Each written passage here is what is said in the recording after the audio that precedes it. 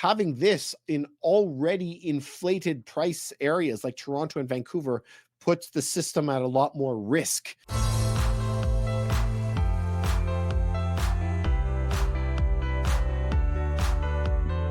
Canada is very similar to a lot of different countries. And I mean by Australia, New Zealand, England, we all have 5-year mortgages. But one thing that's not unique to Canada as well is that we have election cycles that come. And so every time a government gets into power, they're going to have all this excitement in the air. Economy does kind of good. Or when an economy is kind of in flux, there might be some gifts thrown out from the government. Also, when a government's in trouble, before they get voted out of power, they kind of throw out some presents. And that's kind of where we are today. This is not a uniquely Canadian experience, but they are trying to give you new actions to build secondary suites. Now, what would I call this? I would call this Christmas or election season. This is what I call it. Now, why are they in trouble? This is why they're in trouble. I pulled up some prices. This is the Toronto market and the Vancouver market, where the majority of Canadians live. You can see that the prices beforehand, they were sitting a little bit lower. Let's pull up the prices instead. They were sitting back here 2019, sitting at 740,000, but the prices spiked up to massive prices, 1.3 million, and currently they're sitting just under 1.1 million. So that's a $200,000 loss per house. Per house. That hurts, and that is going to massively affect how much you can borrow. So if you bought at the peak and you're already down 200,000, you're going to be making some different life choices. So some people are really grumbling about this also as their mortgages are coming up for renewal. They're getting some serious sticker shock. If we look in my area, where I am in the Greater Toronto area, we could see back before COVID started, the median price was only 700,000. It shot all the way up to 1.1 million. This is the median price. And prices now are sitting at 815,000. Of course, interest rates are much different today than they were back there. Let's go back a little bit, and we're also going to go to the average prices just to give you an idea between the two and how they have changed. Now, remember, in Canada, over 90% mortgage their homes in 5-year increments. So if you renewed this year in 2024, it means you purchased in 2019. Let's check out right now. This is the median price in 2019, 660,000. Currently, it's sitting at 815, somewhere in that range. So that in the meantime, if you had to renew, do you see that there was a big profit that you would have had here? The prices are still worth much higher than what you bought it for, so you're not going to run into much trouble. Who are the people that are going to be in the trouble? The people that bought up here at the peak. Now let's change this to average prices. If you're the average type of person, the chart is going to be very similar. The prices back in 2019, 788 for the average price, currently sitting at 923. The prices still are up and to the right. So you're going to have equity in your home, not going to be in trouble. The people that bought in this bubble right here, you guys know the years, 2021, the end of 2020 and the beginning of 2021, right till January or February 2022. Look at 1.3 million and say that you're coming up for renewal at 960 is the average price. Those people are going to be into some serious trouble. And like I said before, the average is all over 90% are on 5-year rates. So they all come due. Let's do the math, guys. They come due in spring of 2025 until the fall of 2026. That's your group. That's the doo-doo period, okay? So they are not lowering rates today. They are not lowering rates in anticipation of that problem. They're lowering rates because of the political instability, and they're throwing out a whole bunch of treats for everybody. Now, they've spoken about this. I'm going to share with you because nothing is ever as powerful as their own words, I find. You let me know what you think of that. So let's hear from the Prime Minister himself. Okay, let's hear what he says. But housing needs to retain its value. It's a huge part of people's potential for retirement and future and nest egg. So yes, we need to keep housing stable and valuable. So here, you heard it from the horse's mouth, okay? So number one, Canada doesn't have a lot of good pension benefits for people. Their pension is going to be their home. So if their home values drop, the government knows they're going to be stuck with all of these people, right? That are going to be on what? Where are they going to go? How are they going to afford to live? They need those values to stay high. Plus, the way with fractional banking reserve system, we have to have everything going up and to the right. It can't absorb any types of shocks. So they need housing continuing to go up. or you're going to be in trouble. So, which leads us to what are the changes today? So you heard it from the Prime Minister that we can't afford to make it more trouble. So let's hear straight from the Prime Minister and see what she's going to say about this. This is Freeland. The Bank of Canada led the G7 in cutting rates. Canada was the first G7 country to cut interest rates for the first time. We were the first G7 country to cut interest rates for the second time. And we were the first G7 country to cut interest rates for the third time. And she said it a little bit fast there. Sorry, I had it on double speed. But I'm trying to say that we cut the rates the first, the second, and the third time over all other countries. And I find it funny that you're saying that as something to brag about. They cut rates when the government is in trouble or when the economy is in trouble and when we're in serious doo-doo. And so we're putting it out there like it's something that's a great thing, but it means that we're in more trouble than everyone else, you guys. I don't know. I wouldn't be one to be bragging about that, to be honest. Wages have been outpacing inflation for 19 months in a row now. What all of that... Well, first of all, I don't know if all Canadians would say that our salaries are so much higher. We're living better lives than 2019 than to today. I don't think we'd agree with that. For Canadians is their paychecks are going further. And for people who own a home and have a mortgage that is coming up for renewal, the fact that interest rates are coming down is a source of really great relief. Maintenant. Okay, now the changes. Sur nos annonces, we are announcing today new rules about secondary suites, and we're issuing technical guidance for lenders and insurers to offer refinancing for secondary suites. These will come into force. The idea here is to make it easier for people to build a secondary suite in their home, for someone to build a basement flat, a garden flat, laneway housing. This is all about gentle density, creating more homes for Canadians to live in. It builds on the secondary suite loan program, which was announced in the budget. Specifically, we're going to allow refinancing of insured mortgages to build a secondary suite in your home. You will be able to access up to 90% of the home value, including the value added by the secondary suite, and you will be able to amortize your refinanced mortgage for up to 30 years.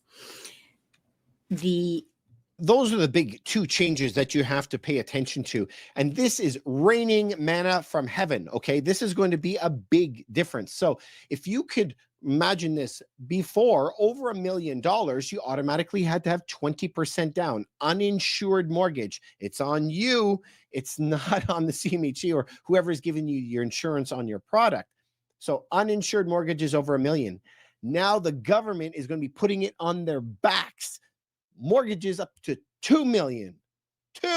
They're doubling it and they're taking the responsibility.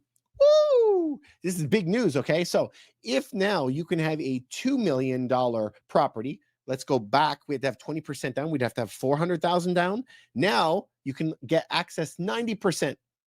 So you can unlock another $200,000 just for you to put an extra suite on your property or in the back. She's saying laneway home, anything like that. So before you'd have to put $200,000 on a $1 million home. Now you could put $200,000 on a $200,000 home. CMHC, it's government-backed mortgages. In addition to that, unleashing all of that extra capital that you can use. In addition to that, now you could push it out 30 years into the future, not just 25.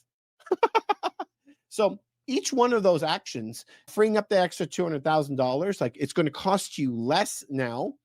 That could free up $300-400 a month in mortgage costs, and pushing it out to 30 years could also drop it $300-400 a month in costs.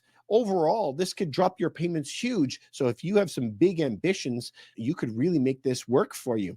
And so putting Bill 23 in addition to these, putting it out to 30 years and getting extra money, an insured product is amazing, because remember, whenever you have an insured product, the bank is like sleeping very well at night, because if you don't pay, now the government pays, and or the taxpayer would pay.